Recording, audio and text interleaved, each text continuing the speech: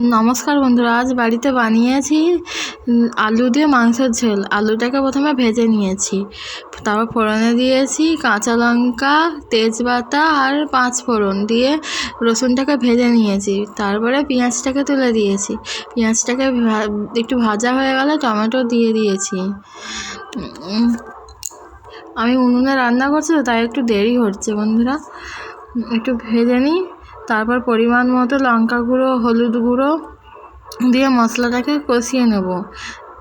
একটু জল দিয়ে কষিয়ে নেব, তারপর অল্প পরিমাণে নুন দেবো, কারণ আমার আলুতে নুন দেওয়া ছিল।